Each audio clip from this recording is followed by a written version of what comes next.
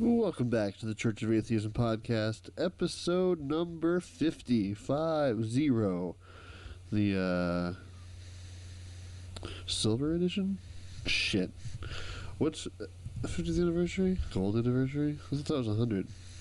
Yeah. 50th is apparently golden. That's weird to me. Anyway, our golden episode? No, that makes no sense. 50th episode, 50th episode.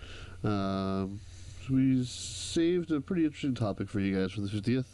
We've been talking about doing an episode on the on Mother Teresa, and we finally got around to doing it for our 50th. We decided it was time. It was definitely due.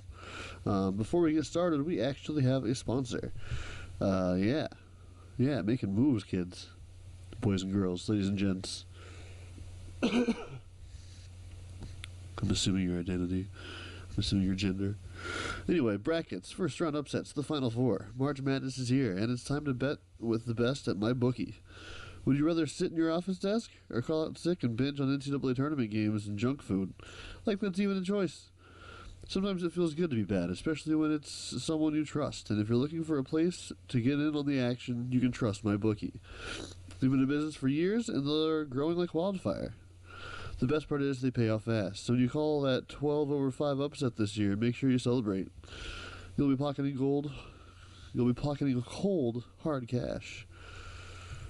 Sign up to MyBookie today and use promo code COA50. COA, that's Church of Atheism. COA50, and you'll get 50%. You'll get a 50% sign-up bonus up to $1,000. Yeah. Cool deal. Go ahead and gamble over at MyBookie. Tell them we sent you. COA50. Anyway, let's get to the show. Should be fun. I hope everyone enjoys it. Took a little research, took a lot of work to do, but hope you guys enjoy it. So, before we get into it, I was gonna mention, because I always read the news, but it seems like there's always one news story at a time that I just obsess over and read everything I can about. And the whole thing about the Gambino boss, that took a fucking weird turn. I did not see that coming. No? No, that was weird, because mob boss gets killed, which was weird enough, because that hasn't happened since 1985. Right. And then you read how it turns out it was just some lunatic MAGA guy who wanted to date his niece. No way. Oh, yeah, you didn't read about all that? No. Oh, man. Oh, yeah, okay, so the guy... Oh, shit. Frank Cali, friend of the show, R.I.P.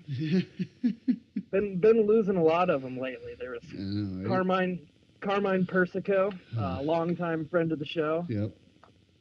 Long-time listener to zero-time caller, Yeah.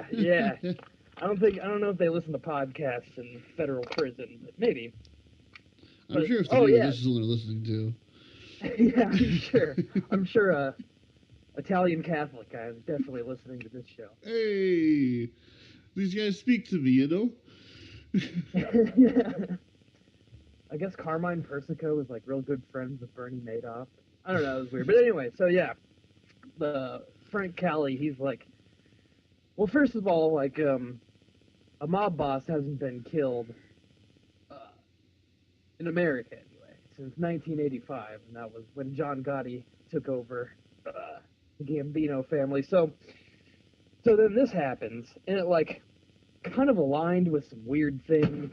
There are a couple people that Saturn, Venus, how those planets just kind of realign. Yeah, the five families of New York and the planets. Yeah. Jupiter lined up just with Gotti just in time. Yeah, I think that was the 2012 thing. Yeah. My bad. So it was already weird enough that he got gunned down like a mob boss, and it was in front of his own house. That's just. Oh. Cause it was in front of his own house. I guess someone, this guy crashed his truck into this guy's Frank Cali's Escalade and lured him out of the house. So it's I don't know that. Wow. Yeah, it was that. That was almost kind of seemed like it was a professional hit. Well, initial reports said that there was like two vehicles, which is like a classic mob setup. Usually, they're just like a team of people if they're gonna Right. take out a boss. Oh yeah. So then, like, yeah, that was so. This guy ended up shooting him about a dozen times, and then he died like shortly after he got to the hospital or on his way or Damn. something.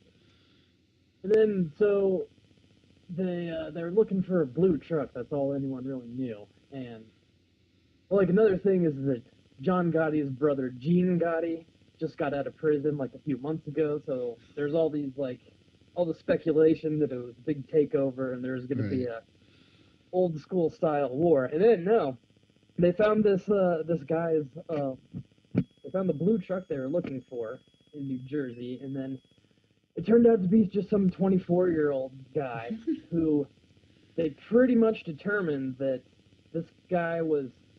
And it sounded like he's.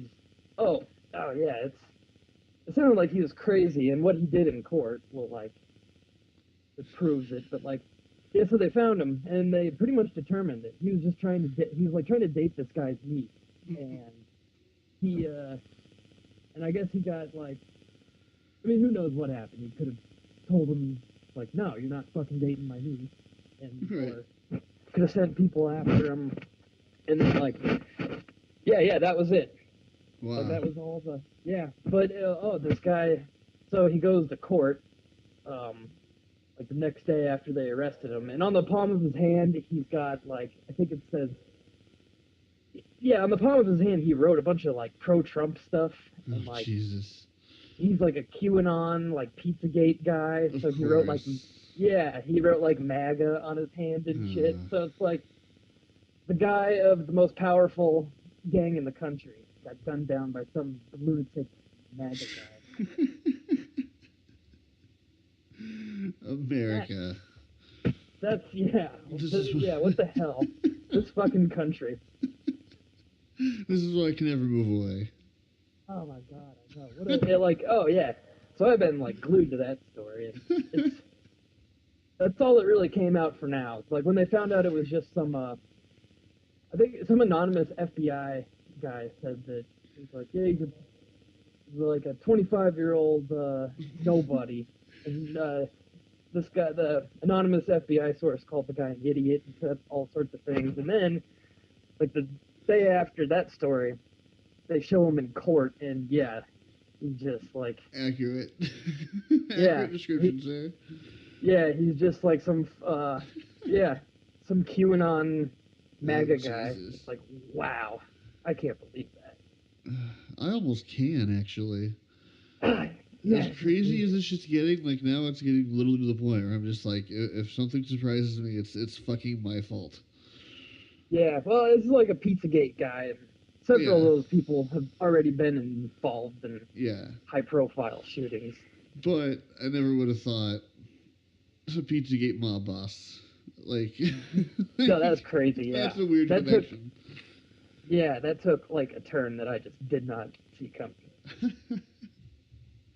'Cause, and like the 2 to 3 days before they caught him, there's all sorts of like they talked to former like mob people that are in witness protection, and they talked Right. to FBI people, and like at first they're all like, oh yes, people are gonna get killed, like it's gonna be a big gang war, and then Right.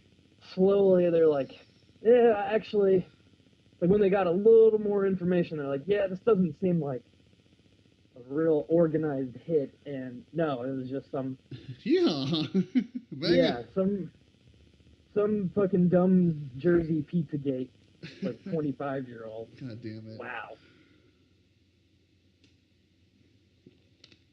Yep. So, This is well, the world we live in right now. Yeah. Yeah, on my when I open up Google on my homepage, there's just been a lot of stories about that. God damn, man, that's great.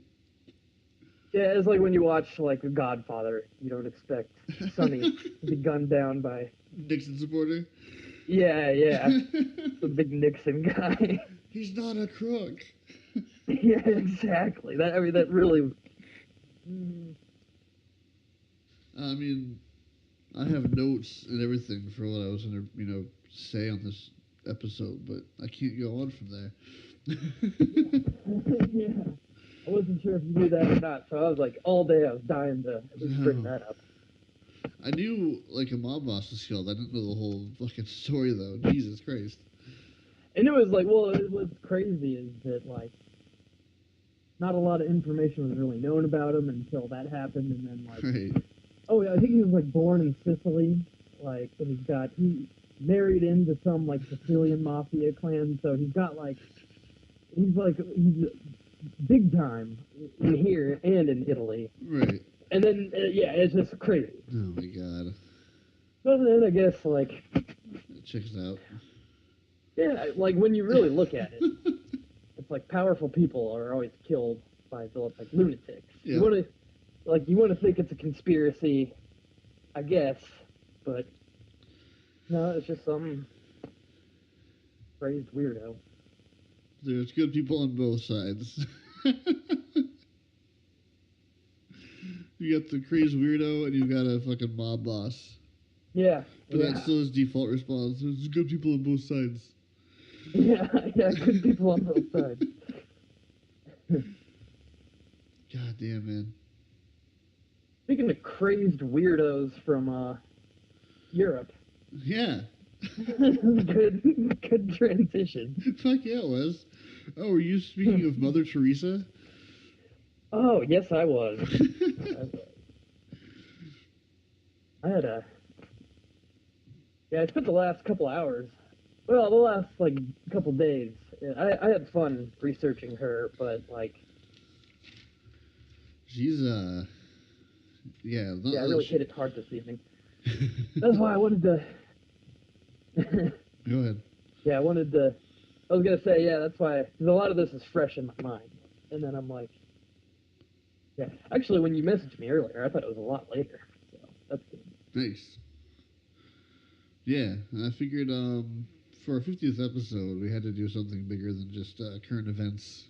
And we've been talking about doing the Mother Teresa episode for quite a while now, so I felt like we have to do it now. Yeah, that's a good topic for the 50th episode. Next is going back to, like, making fun of Trump again. Mm-hmm. religious headlines. Yeah, and then, like, I've always wanted to do, like, a episode about her, because what bothers me is just, like, it just bothers me when people, it doesn't really matter who, whether it's a president or a musician, like, I don't know, you look at, yeah, like you look at Abraham Lincoln, and then I learned today that Abraham Lincoln was, like, he really was a lot like Donald Trump in his debates. During one of his debates, Really? he made fun of his opponent till he cried. He literally cried in public. And then, like, Abe Lincoln was, well, like, there's, like, notes, like, correspondence letters where he was dropping a lot of N-bombs, which is normal for the time, like, right, but still. Yeah, in this country, he's revered as, like, I mean, really, almost like Mother Teresa, kind of. Right. And then... But what were his tweets like? Yeah, his social media presence was pretty... Yeah. pretty crazy. Yeah. Oh, and then, like, Abe Lincoln was, he actually did a lot of, like, he did bits in his speeches. Like, he was famous for his impression. Like, he could do an impression of every ethnicity. Like, he would do, like, make fun of the Irish and black people and... Oh my god. Yeah. So he's like... Who knew? Yeah. And then, like, that Lincoln movie with Daniel Day-Lewis, it's pretty funny. I saw part of that, and then just, like, now I want to go back and rewatch it. Yeah. Keep that in mind. Who knew? I had no idea. Yeah, and then, but that's just, like, it just annoys me when people put, like, people on such a pedestal. Like, John Lennon, you'll just do a little bit of research about him. You find out that he just beat beat the shit out of every woman he ever like dated. Really? Oh, that's sad. I mean, he pretty much like Julian Lennon. He had like nothing to do with him at all, Right. really, until like maybe a year or two before he died. But yeah, and then Mother Teresa is, well, she's literally a saint. Right. She got like canonized shortly after she died. Yep. In fact, unusually quick. A lot of people were saying, like they usually have to wait a certain length, but the Pope rushed it. Yeah. So, oh, that also reminds me, because so when I was doing research, I actually found out that the origin of the phrase "devil's advocate" that was actually a position within the Catholic Church. Oh, really? Yeah. So like, I think it goes back to the 1500s is when they started. But so when the church was going to canonize someone, they're going to make him a saint. Right. They literally had a person like with the position with the title devil's advocate, and what they would do is they would have a God's advocate and a devil's advocate, and this is actually something I kind of respect about the church for a while, which was like, the guy was basically a lawyer or like a prosecutor. Right. So whoever they were trying to, if they were trying to give you sainthood, and I was the devil's advocate, I would like, research all the reasons why. Well, like, yeah. So like, well, this miracle, I could explain that, and so on. And then when Pope John Paul II, who canonized Mother Teresa, when he became Pope, he pretty much like eliminated that position. So when you look at like there were I think a few hundred people in the span of like 300 or 400 years that got canonized, and then when Pope John Paul II took Pope power, there was like as many people. Like he just sainted the shit out of people. I did not know that. Yeah, I didn't know that till today. I thought that was pretty interesting. Actually, was he the same one that knighted Elton John? What's that? Was he the same Pope that knighted Elton John? Oh, did he? I'm just joking. I was gonna say, Elton John, a Catholic saint? Yeah, wrong, sir. My bad. Oh, yeah. He should be. He made some good songs. It's true. Yeah. Especially during his cocaine years. Exactly. Oh, that'd be great. If you find out like oh no, like St. Thomas, no, he did his best like sainting during his coke years. Yeah. He got clean and it was never the same. Yeah, he had a couple good tours. He had like 1-2 good albums. Because that one hit that stuck around for a while. Yeah, he had a couple good miracles, but... Yeah. Just wasn't the same, man. Yeah. So, yeah, this is Mother Teresa. And then, she was, let's see what... Albanian? Gross. Strike one. Right from the bat. Yeah.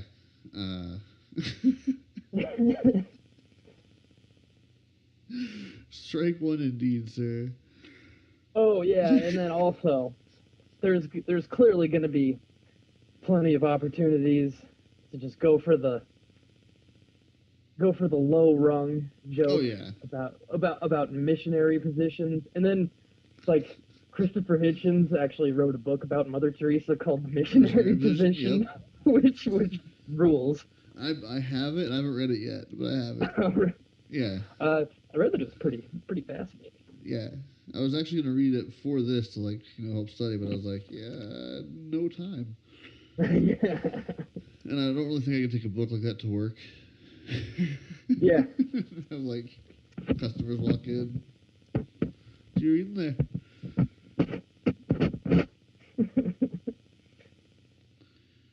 Yeah. But yeah. If you're listening at home, what you can do is right before we say something, you can hit pause and guess which direction you're going with it. Yeah, a lot of times it's probably gonna be about what you think. Pretty lowbrow. Yeah, yeah.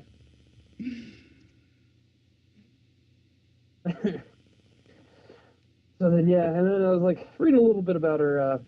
Well, she was actually born in the Ottoman Empire, which in present day Albania. I don't know. I didn't have time to. I didn't have time to research the history of empires. Yeah.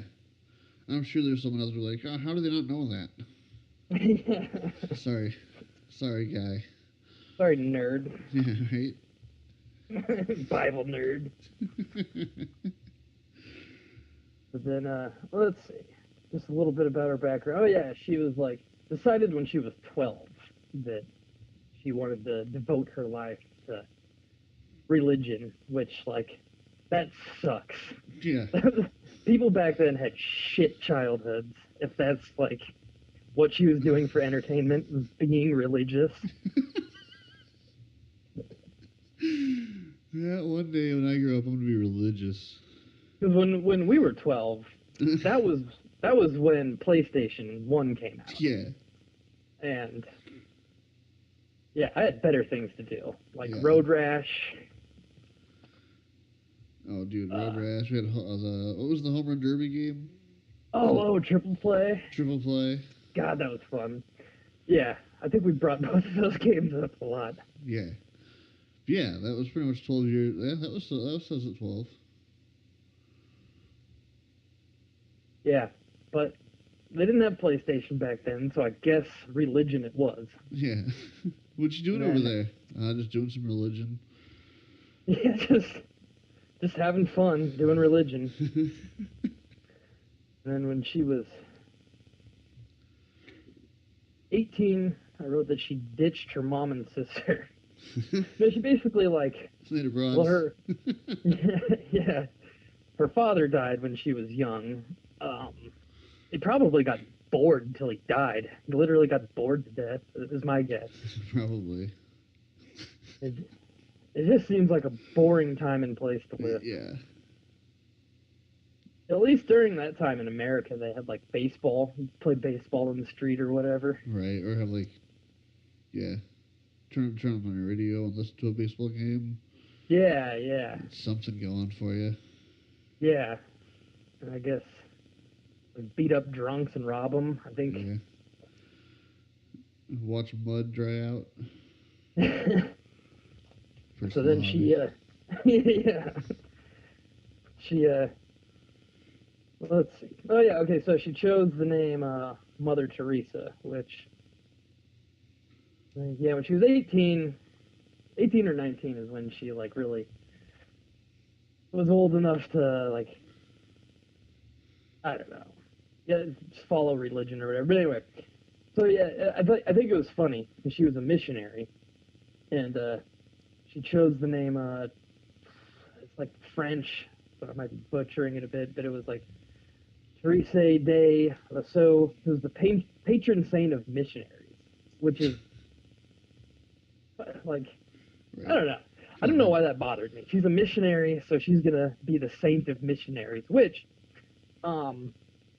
And then there was already somebody in her missionary group that had the name Mother Teresa, so she used Teresa, which was the Spanish spelling. Wow. So already. Petty bitch. Yeah, already. So she shows her true signs at an early age. Yeah. Yeah. Yeah, so then that's really all that's about as much biographical information as I have. The rest is like random, scattered examples of why a bad person. Well, I can kind of take it over from there. The question my wife actually wanted to know was like why was she the famous one? Like how of all the nuns and like all the nuns and missionaries, like why was she famous?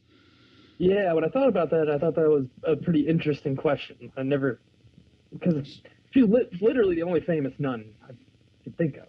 Yeah. Whoopi Goldberg. Sister That's Act. right. Yeah.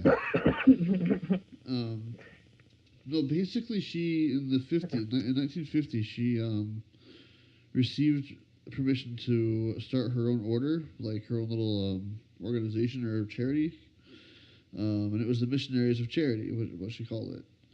And it actually kind of grew in 1960. By 1965, it was big enough that the Pope, Pope Paul VI, if you're into reading Roman numerals literally.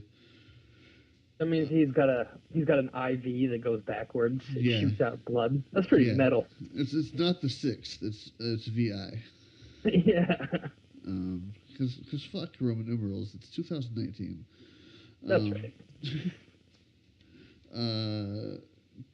Yeah, he declared that her organization an international religious family. So it was like it was a huge deal, and she was basically like the overseer of it, or like the person whose I guess vision or whatever it was. So she got the credit for it. Now she's like the most famous nun by default. Yeah.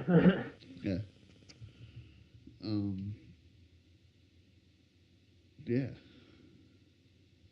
Yeah, and then Not a great story. yeah. Yeah, it was. So yeah, she kind of went around and she ended up settling in India, and this is when you start to realize how pretty much fucked. Basically, like the theme that keeps coming up a lot is the fact that, and this is probably her biggest criticism from critics. It was like, you notice that she was less interested. I don't know. She had a real, like, it almost seems like kind of a fetish type thing for people suffering. That's, dude, I'll take a picture of this. I actually have suffering fetish on my paper.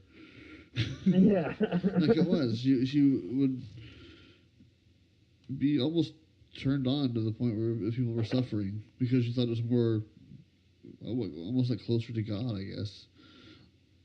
Yeah, that's, in fact, because I thought we could criticize her all we want, but I wrote a few of her own quotes. So there's one. I mean, this literally just kind of, or this honestly like kind of sums it up. Somebody was asking, she was doing like some interview, and this is what she says. She says, "I think it is very beautiful for the poor to accept their lot, to share it with the passion of Christ. I think the world is being much helped by the suffering of the poor people." Yep. So she had this weird belief that to suffer brought you close, and like, so she kind of set up like her base of operations in Calcutta in India, and like when you really look into it, and a lot of former like nuns and people that work there have like spoken out against her. Right. And but then there was this British journalist. He was, where was it at? His name was Robin Fox. He was the editor of the Lancelot, which was a medical journal.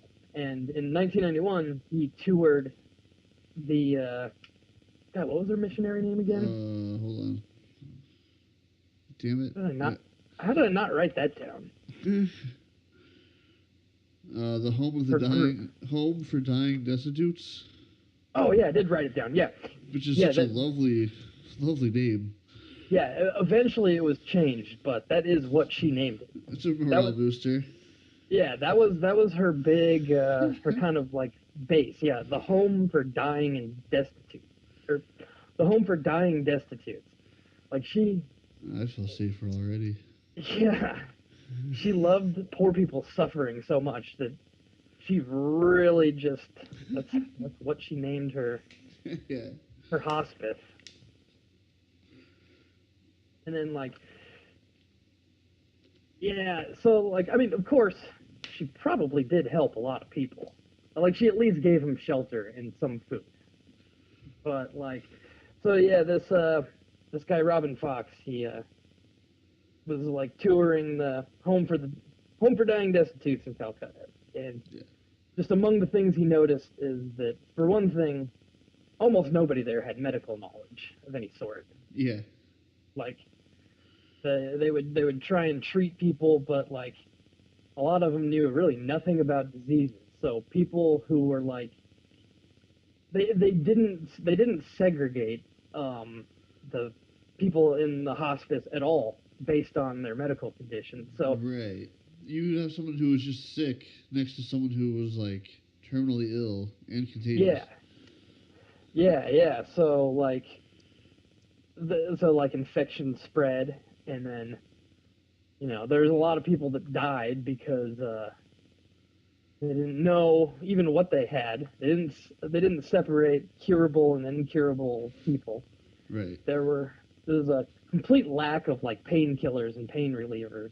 So people are just in pain all the time. They didn't sterilize shit. They Yeah. would like, especially Yeah. like needles, they would run it under warm water, That'll do. which is that's how I wash dishes, and that's why I'm always sick. Right. And that's how I wash my needles. Yeah, yeah. Like my needles that I use. Yeah, that sucked. Yeah.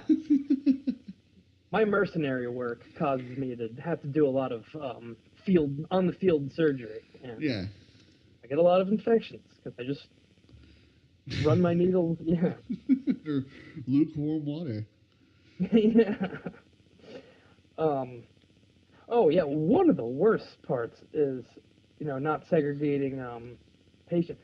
There was a big tuberculosis problem, and they didn't bother separating them at all. So that spread like crazy. And one of the nuns that used to work there, like Mother Teresa would call those places houses of dying. Yeah. Yeah, like that. She knew it. She knew what she was doing. Yep. Yeah, I read. Fuck it, never mind. I don't have the source. I don't want to say unsourced things. Something like it was basically along the lines of like a third of the people there were could have been saved that weren't Yeah. by like a simple shot. If they would have just gone to the hospital instead of there, they would have like had a simple shot and they'd be fine. Yeah. And so there was like 200 charity organizations in Calcutta, and then in 1998. So this is recent enough. And then, granted, it was after she died, but she completely set up all the framework. But in 1998, some journalists it kind of looked into the 200 charities, and then in terms of I don't know, actual charity, like her missionary didn't even rank like even close to like the top 10. Yeah. Like in terms of actually feeding the poor, which is probably pretty important. Yeah. If you're gonna, keep poor around, you should probably feed them.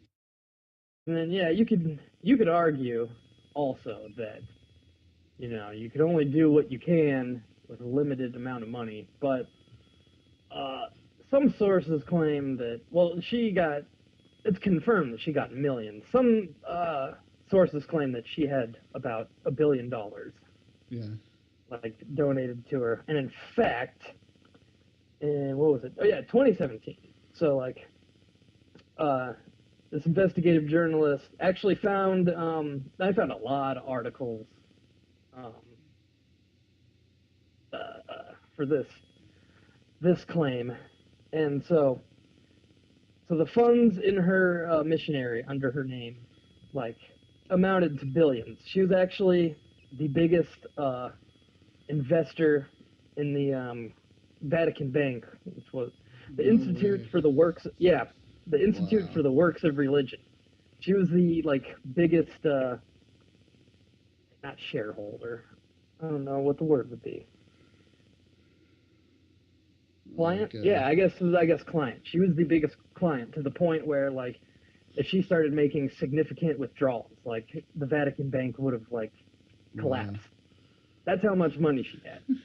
So, yeah, you can't really tell me that she did what she could with not Right. much money, because she's literally the most famous nun, got possibly billions of dollars, and she just loves suffering. Well, even without the billions, her organization was worth 1.25 million. She Uh-uh. won a Nobel Peace Prize, so there's Yeah, $1 million. yeah. There was nothing in any of her House of the Dying that resembled $25 million worth of anything. Like with that kind of money, you could have at least gotten them chairs. Like the people I was Yeah, reading about said there were no chairs there. Like people were literally if you standing up or they're laying down. There's no in between. yeah. I saw like a couple of pictures, and they seemed to be a little bit older, like I don't know, like 60s or 70s. But it was just people on the floor in rows, and they might have been laying Yeah, on a blanket at best. yeah. It's like where's any of that money? Hmm. It's like I thought it was like important just to bring up because I feel like not enough people realize how I don't know what's the word douche how big of a douche she was. Yeah, Can I say that on TV? like yeah, it's pretty fucked up because like in her did her uh, in her like biography, her official like her authorized biography, she was talking about how as a young person when she was like traveling kind of like around Europe and towards India, she just like she said God told her to live in poverty among the impoverished. So it's like in her mind, as long as she personally had little need for money, then that was Right, okay. right. As long as she was still living among the poor. And then Wow. like apparently like the money she invested into her missionary and her hospices, like the money that she actually used was used more for missionary work. So Right. she's got this reputation as a big like helped heal people and cared for the sick, but it really was just about trying to teach savages about God because she seemed to be like just a colonialist, Yeah, like a religious colonialist. it's crazy. Yeah, yeah. And then, oh yeah, here's another good quote of hers. Um, a beautiful death is for people who lived like animals to die like angels, loved and wanted. Aw, So she really that's did. nice.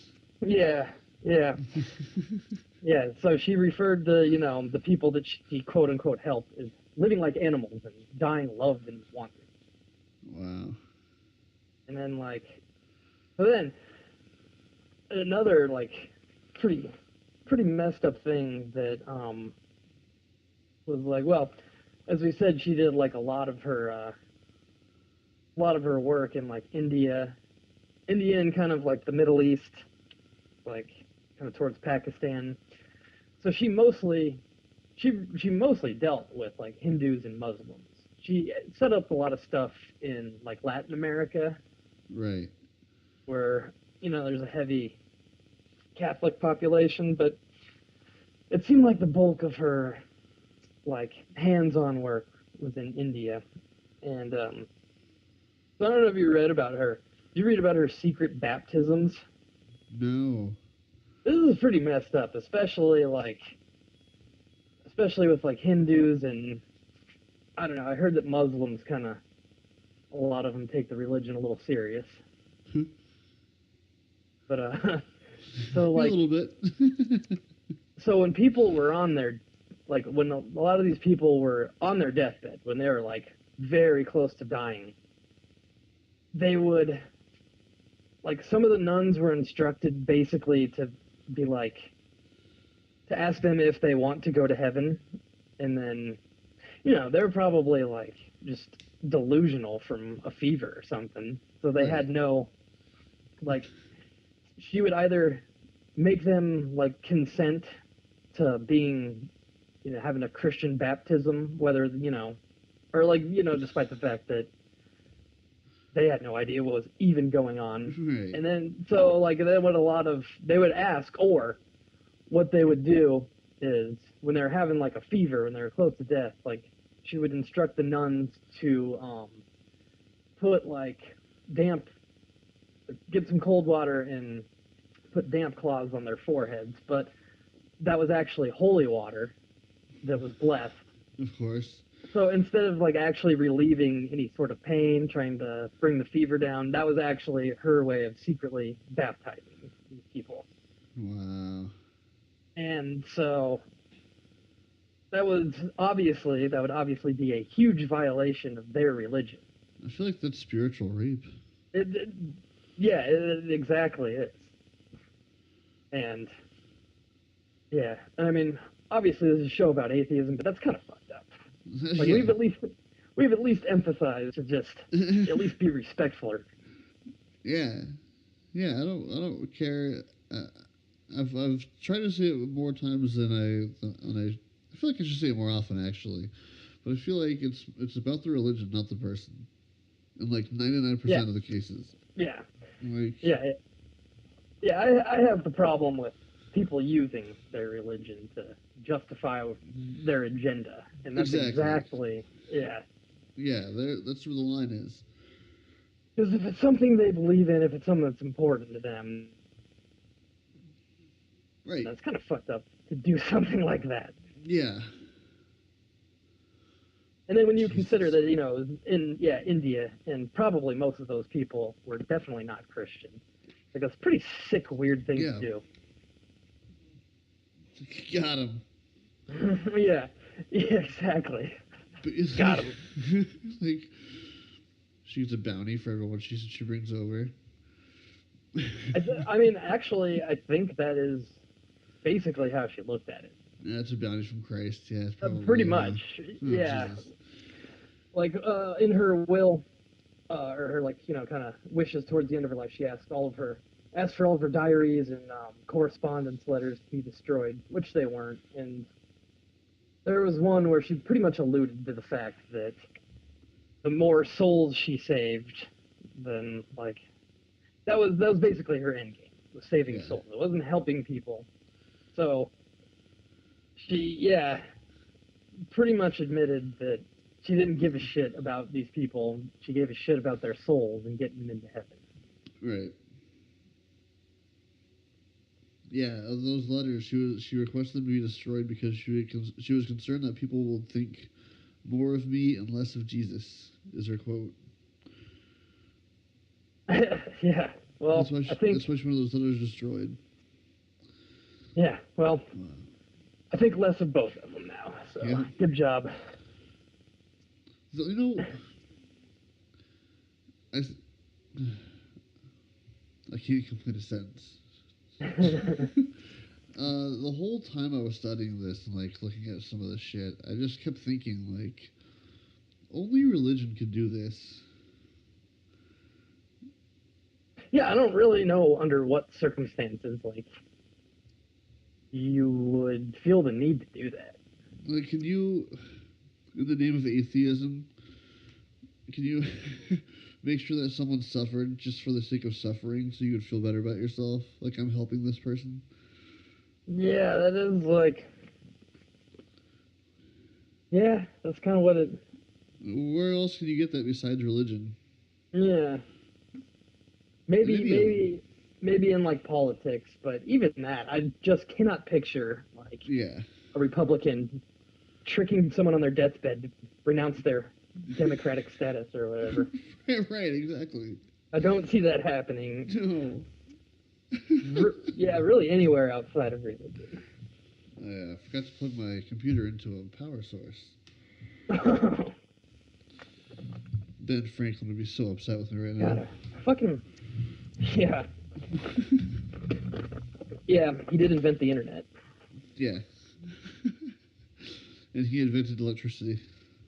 Oh, dude, on the last season of South Park, there's a great episode where they brought Al Gore back, and, like, it was pretty much their way of admitting maybe they were a little wrong and harshly criticizing him about, like, the whole man bear pig one. Yeah. So they had an episode where man bear pig came back and he was just ravaging South Park, and they're like, they like had to get I don't know why Man Bear Pig's so funny. to like get Al Gore. Oh, it was really good. I think that might have been last. I think it was the last 2 episodes. I think it was a 2-parter, but yeah, that was a fucking great one. See you right there, Man Bear Pig. Oh man, I fucking left my Xbox in Lincoln, and I think I was like really close to beating that game. So like there was, I don't know, that game that gets my official endorsement, because the South Park, the fractured but whole for the folks at home. Yeah. I recommend playing that, because oh yeah, it's so good. Every time like I thought I was done beating it, they just keep going on, and it gets like funnier and just more like absurd. Nice. Yeah, there was a mission where I was working for the cops, and they had me take down this new crime family, and it was just a black family. Nice. Oh my god. Only they can get away with that too. It was like I had to. Oh yeah, that's like weird how. I think we probably talked about this, but it really seems like they were kind of grandfathered in to all the like. Yeah.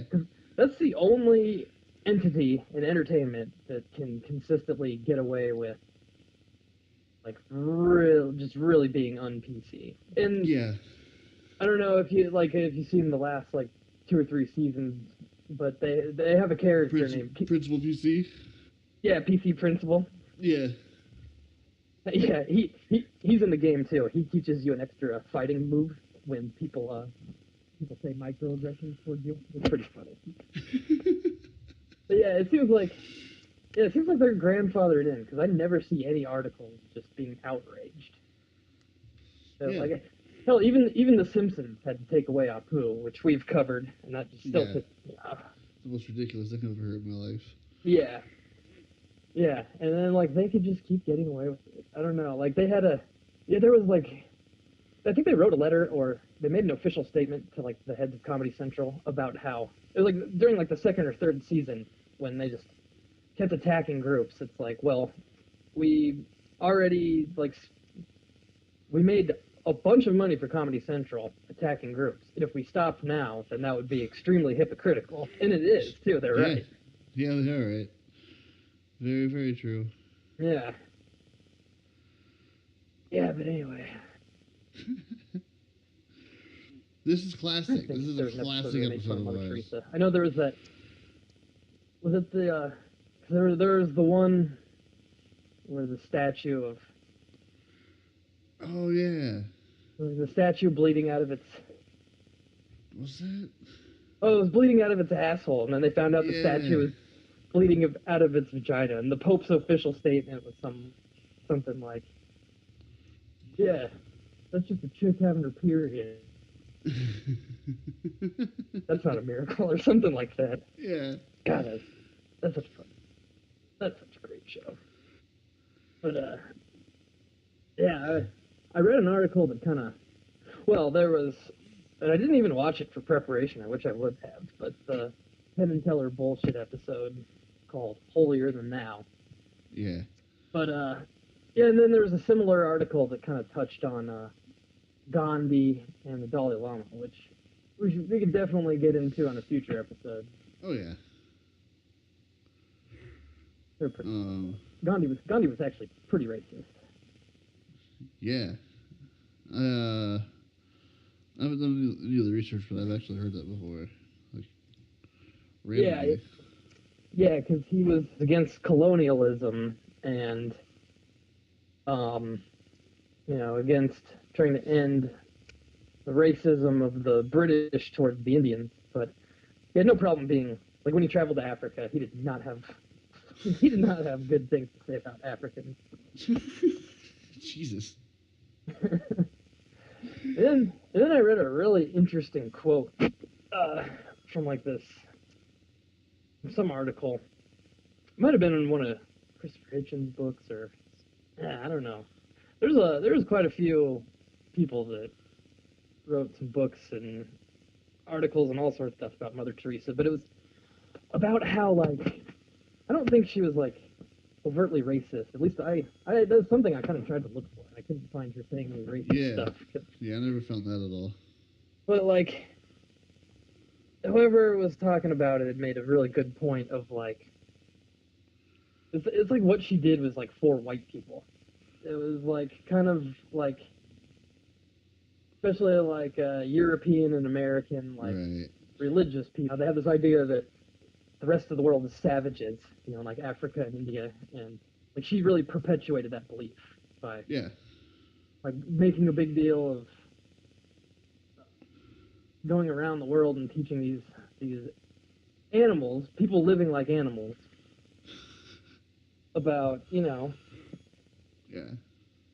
Didn't she say that about like her own organization? Some of the people that were there were living like animals. Yeah. She said that. What do with my paper? Oh, there it is. I'm trying to find the exact quote again, because Yeah, it I really said it earlier. I was just like.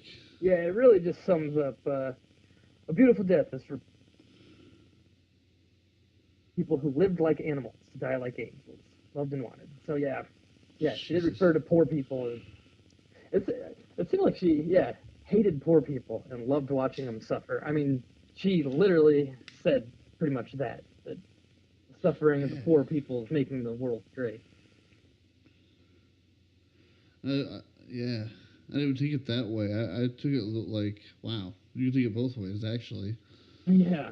I took it that she thought it was like more closer to Jesus the more they suffered. But then if you look at it that way too, it's like, look at these poor bastards suffering. Like, she's so happy about it. Yeah, she really. Yeah, it's creepy.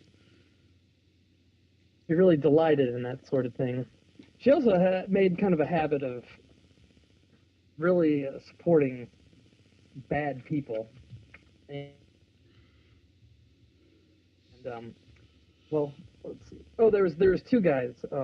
There was Charles Keating and Robert Maxwell, and they were both like financiers. They donated a lot of money to her, a lot of money that apparently didn't get used for what should have been used, but they both ended up being charged for like wire fraud and embezzling and all sorts of like million like high dollar financial crimes. Wow. And then this was an interesting one. So let's see. She nominated this one guy for the Nobel Literature Prize, which maybe he wrote a good book. I don't know. But so I'm not saying he didn't deserve it, but his name was Lucio Gelli, and I knew I read that name before, and I read about him back when I used to really love reading about conspiracy theories. He was from Italy. He was part of a Masonic lodge, but the one that had confirmed ties to the Vatican. But I mean, without going into conspiracy theory territory, he was he worked for the fascist government. He worked for Mussolini's government, and he was like the guy who coordinated like funding between Italy and Nazi Germany. Wow. Yeah, and interesting. Yeah, he was a fucked up guy. He's been linked to a lot of political like assassinations, and yeah, so he's definitely a Nazi financier, and wow. He was one of those guys that he ended up escaping to Argentina, and he got like diplomatic status, so he pretty much lived a full life, having helped commit atrocities. But maybe it was a good ass book. Wow. I didn't read the Amazon reviews of his book. Jesus. But yeah, she nominated. I think he did win the Nobel Peace Prize or Literature Prize. I'm pretty sure. Because I mean, that's fucking crazy. If Mother Teresa's nominating you, yeah. Oh yeah, there's no. Well, she's got Mother Teresa's backing. Yeah. God, And then there was a big she got a lot of flack for oh damn it, now I can't remember. I didn't write down which country he was from. I think it might have been Albania because that's where she was from, but she visited Albania and visited the widow of this guy Enver Hoxha and like laid a wreath on his tombstone. But he was a guy who it was definitely in Eastern Europe. I think it might have been Albania, which just makes sense because that's where she was from. But so then I was reading just a little bit about him, and he was definitely a war criminal. Oh shit. Yeah, he was. It was in Eastern Europe, so he was one of the. He was one of those like communist regime dictators, and so of course he had forced labor camps, killed had like secret police. Yeah, she thought he was Jesus. So she liked the not so good people. Yeah, she was a fan of quite a few of them, and then the last one of her little friends was Indira Indira Gandhi, not related to Mahatma Gandhi. Right, right. That's what I thought at first, and then I guess like a lot of people, it's like a fairly, at least at the time, was a common surname, and then a lot of people would change their last name to Gandhi. Right. Just to ride that sweet Gandhi wave. Right. But she was actually pretty interesting. She got assassinated on Halloween, which tomorrow I plan on reading more. Well, she came from like a very, very powerful political family, and then she had the classic like dictator story of she managed to change laws to give herself more power, and then had like political opponents killed, and then like at one point declared national state of emergency, just basically so she could get rid of her dissenters and the uprisings. But so when she was in power, here's another Mother Teresa quote. So like somebody asked her something about what she thought about Indira Gandhi during that time, and Mother Teresa said, "When people are happier, there are more jobs and there are no strikes." Oh. Yeah. The people are happier, except for the people and their families got murdered over politics. Yeah. Well, besides those guys, everyone's happy. Yeah. Everyone's happy. The small majority being everyone, apparently. Yeah, exactly. There are no strikes because the people who are striking go to, like, labor camps or some shit. Right. That's a good way. Yeah, go ahead and protest and see what happens to you. Yeah, so she's right about that. Did you ever find anything that said she wasn't a believer in God? Yeah, actually, like that was another. Wasn't that fucking fascinating? Yeah, that was interesting. That was another reason, like, towards the end of her, like her last few years, she wanted, like, her correspondence and diaries, like, burned, because there's a lot of stuff basically saying how she just felt disconnected from God. Yeah.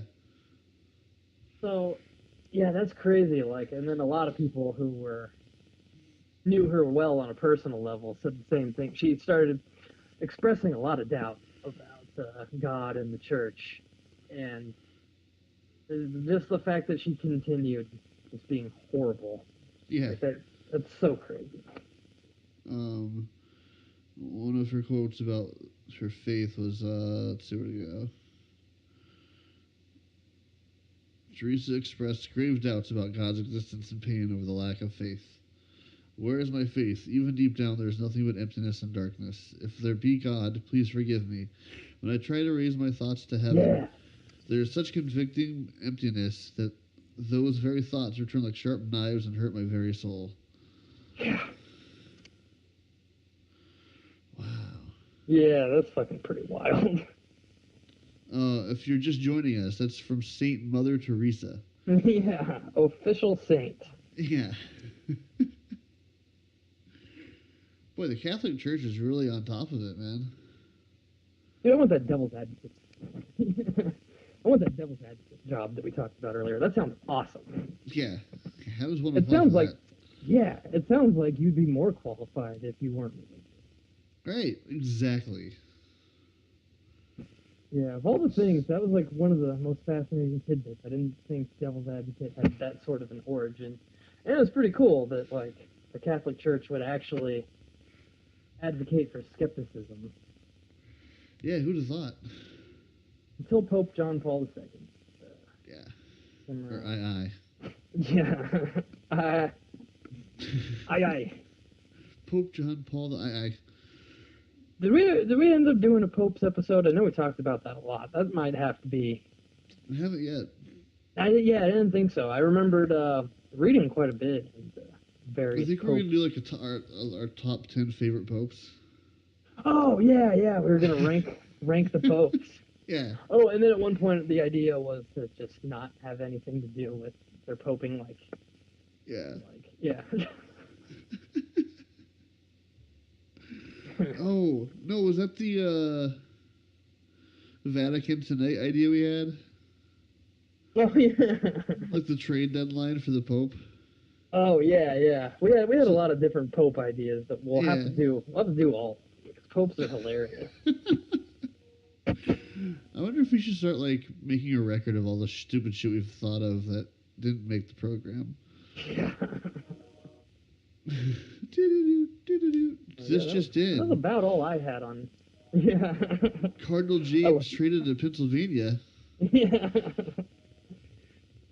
And then like a religious draft. Yeah.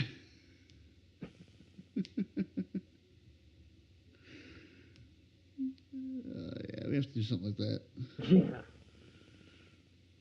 Yeah. I just thought it amazingly ironic that after all is said and done, she didn't even believe in God. Yeah. Like an old ass bitch. Crazy bitch. I meant to make fun of how old she, because like I was looking at early pictures of her, and I think she was born like a 70-year-old haggard. Yeah, dude. There's no like. Hold on. Let me do one more quick check. I couldn't find any like pictures of her. Be like, oh, Mother Teresa. Yeah. You can usually do that with like old people, like the cast of the Golden Girls. Like, oh yeah, Betty White was a babe. You know them. They're famous for being old, and then it's like, whoa, Betty White was smoking hot, and then like, whoa, Mother Teresa was just born always 78 years old. Yeah. Like every picture, she just looks confused and old. It kind of sounded like that's how she lived her life, confused and Oh man. Yeah, there's no pictures of her like in her 20s and like spring break or anything. Yeah. Mother Teresa gone wild. Mm-hmm. Yeah, I don't think I want to see that. Cause... No. Yeah, I'm pretty sure you're right. She was born to a 78-year-old woman. Yeah. And she looks like she had a...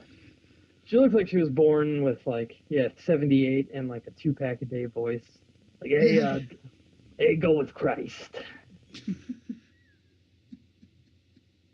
Give me some coffee. He talks like Mo from The Simpsons. Yeah. Yeah.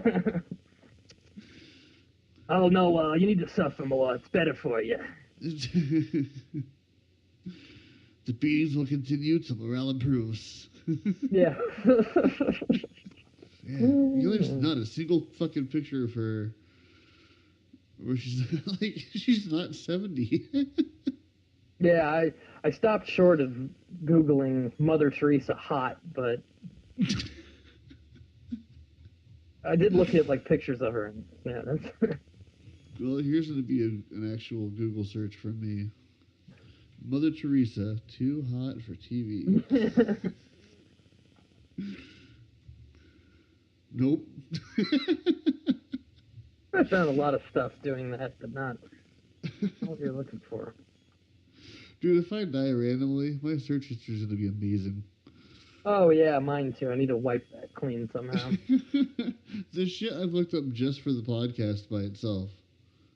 Like, Oh trying to yeah. take a stupid ass angle on something. Like, what if, Yeah. what if we tried it this way? And I'd like, Mother Teresa, too hot for TV. Well, did you have anything else? Because I think I pretty much covered everything I wrote down.